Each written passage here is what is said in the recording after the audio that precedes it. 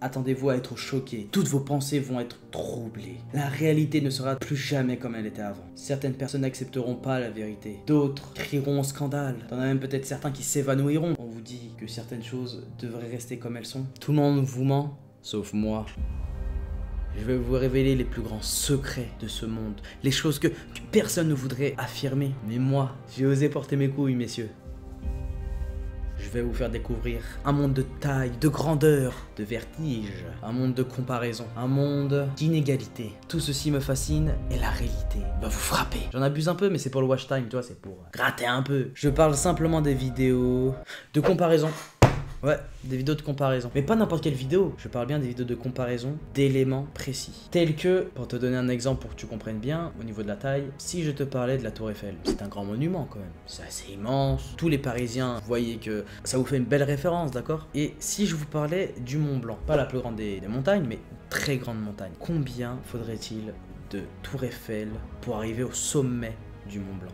Parce que pour toi, peut-être tu dirais le Mont Blanc, ouais, c'est grand. Tu vois pas à quel point c'est immense. Tu vois pas à quel point c'est quelque chose de gigantesque. Et c'est justement pour ça que j'aime les vidéos de comparaison. Parce que ça va te comparer des choses que tu connais, que tu regardes, que tu peux même, ouais, ça peut être ton quotidien, à des choses tu n'as peut-être pas réellement idée de la taille que c'est. C'est ça encore, je trouve ça encore plus incroyable lorsque c'est avec des éléments comme, imaginons avec la préhistoire, par rapport, imaginons, au mégalodon. Tu sais que le mégalodon est considéré comme peut-être le plus grand requin qui n'ait jamais nagé, tu vois, jamais donné le petit coup de nageoire dans l'eau. Mais est-ce que tu savais que le mégalodon, le plus grand mégalodon qui a pu peut-être exister, est plus petit qu'une autre baleine bleue? Après, c'est pas pareil, tu vois, parce que la baleine bleue, je pense qu'au niveau de la dangerosité, c'est pas pareil qu'un mégalodon, tu vois. Toi, t'as pas envie de faire un tête-à-tête avec lui, tu vois. Et c'est justement ça, je trouve, qui est encore plus impressionnant.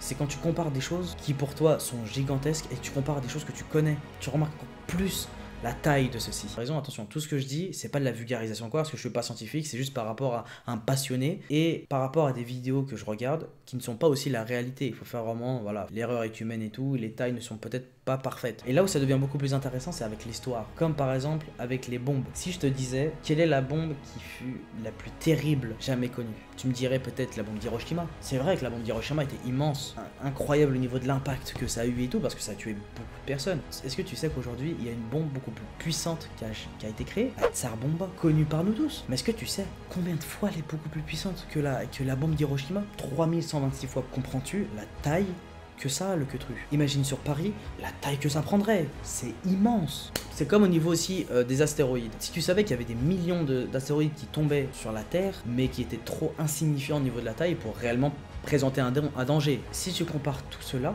même pas énorme, peut faire d'énormes ravages sur une ville, sans parler de celle qui a exterminé les dinosaures. Elle fait juste 10 km. Au niveau de l'espace, c'est ridicule. Ça éteint des espèces. Si tu prends l'espace, à notre échelle, on est ridicule. On sait tous qu'on est ridicule, mais à quel point on est ridicule? À quel point aussi les planètes qui nous entourent, les étoiles qui nous entourent, sont-elles ridicules aussi? Parce que si tu prends, imaginons, la Lune, comparée à nous, Pluton il est petit, tu vois, mais si tu compares Jupiter à nous, on est sa pute. On a la pute à Jupiter. Jupiter est la pute du Soleil. Pour nous, le Soleil est une immensité. Tu peux même pas dire grand. Tu peux pas comparer quelque chose de grand pour toi à un Soleil. Le Soleil est tellement petite face à certaines étoiles que ça fait peur. La taille des choses, la grandeur réelle qu'on peut avoir quand on compare à quelque chose. Parce que si je te disais, ouais, 12 000 km, te dire que c'est grand. Comme par exemple, si je te disais 120 000 km, t'as du mal à imaginer 120 000 km. Bah, c'est la taille de Saturne. Comparé à la Terre, c'est immense. Là, ça commence à faire beaucoup plus peur, c'est quand tu compares la taille du Soleil qui fait 1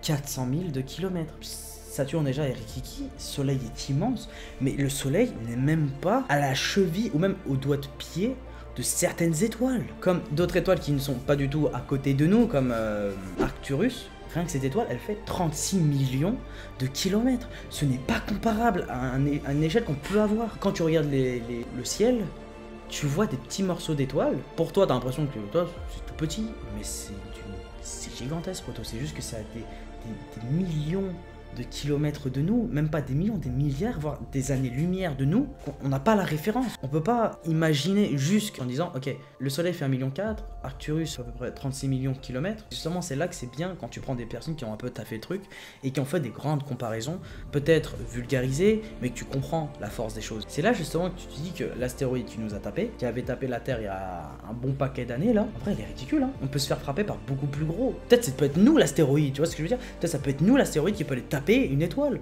Et je te jure qu'on gagnerait pas. Voilà, t'as un rapport et on te donne quelque chose d'autre qui grossit. Toi tu dis putain c'est gros. Et on te remonte quelque chose encore plus gros, encore plus gros, encore plus gros, encore plus gros. Et ça prend des mesures. On est le plus petit grain de sable sur la plage la plus immense possible. Et le pire, c'est ça qui me fascine encore plus personnellement avec l'espace, c'est juste les choses qu'on connaît. Imagine-toi, on est au début de l'espace, on est au début de la création de l'univers. Le peu de choses qu'on connaît, ça prend déjà des proportions immenses. Imagine alors dans quelques millions d'années, quand on sera bien sûr beaucoup plus avancé technologiquement, on pourra remarquer des choses. Peut-être que 400 milliards de kilomètres, peut-être sera ridicule demain. Et c'est ça qui me fascine, c'est savoir peut-être, on connaît juste une petite chose de l'univers. C'est là que je trouve que les vidéos de comparaison peuvent te mettre une grande claque, tu vois.